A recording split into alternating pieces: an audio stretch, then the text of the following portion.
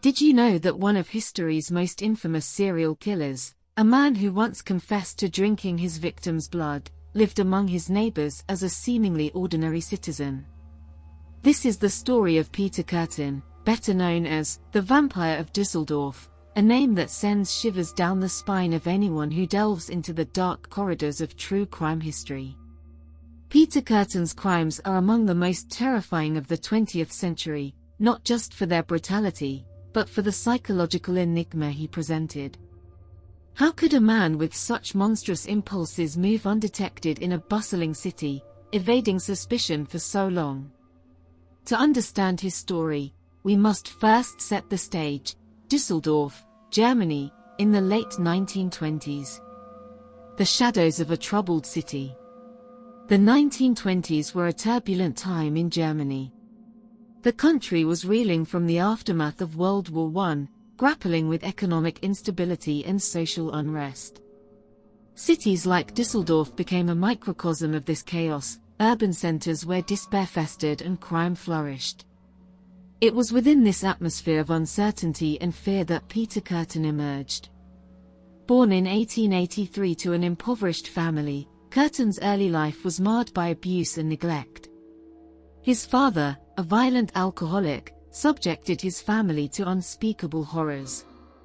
By the age of 9, Kürten had already exhibited disturbing behavior, such as cruelty to animals.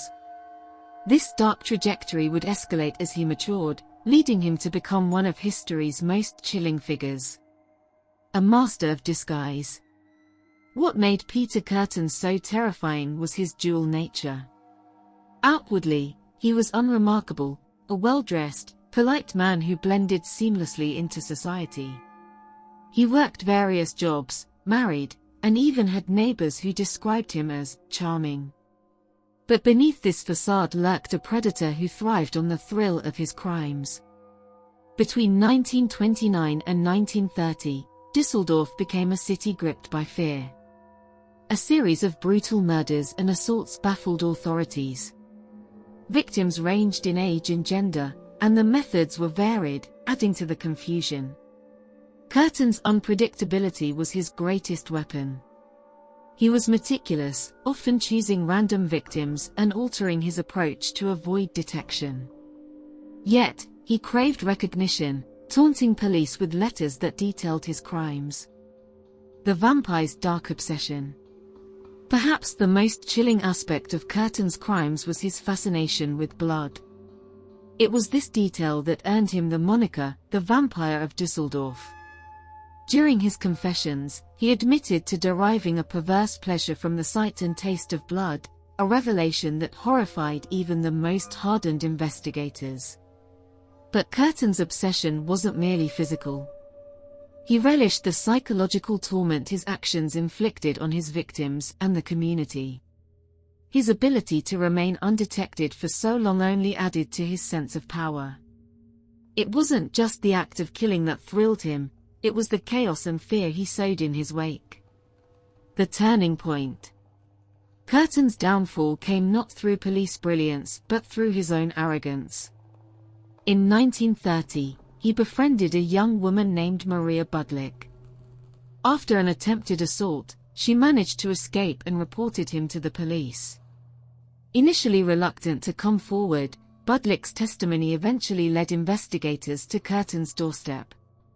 What followed was a confession unlike any other. Kürten's openness about his crimes was as chilling as the acts themselves. He recounted every detail with unnerving precision, showing no remorse. Perhaps the most eerie part. He claimed that his decision to confess was, in part, an attempt to ensure his wife's financial security. By turning himself in, he believed she could collect a reward offered for his capture. The mind of a monster. Psychologists and criminologists were fascinated by Peter Kürten.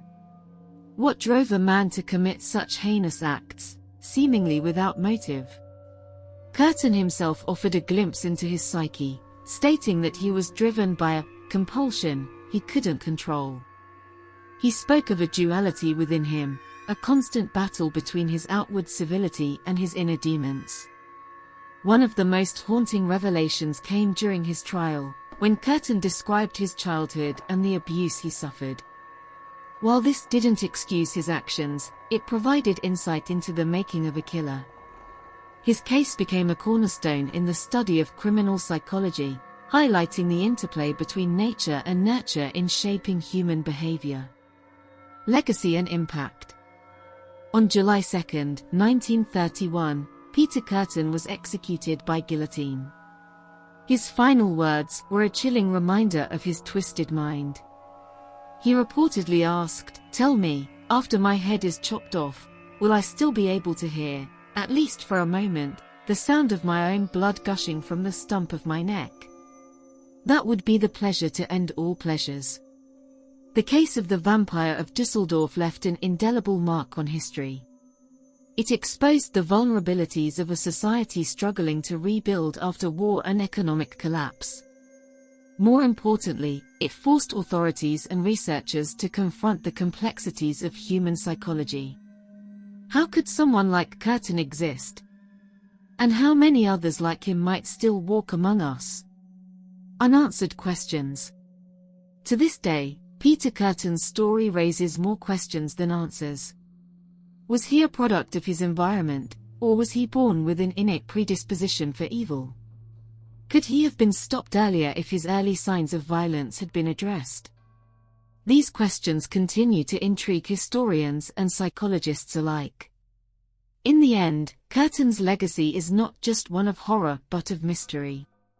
He remains a chilling reminder of the darkness that can lurk beneath the surface of even the most ordinary lives. His story challenges us to look deeper, to question appearances, and to confront the uncomfortable truths about human nature. So, next time you walk through the bustling streets of a city, surrounded by strangers, remember this: the face of a monster might not be the one you expect. History is filled with such unsettling tales, and the Vampire of Düsseldorf is just one of many. But his story, with its blend of horror, intrigue, and psychological depth, remains among the most unforgettable.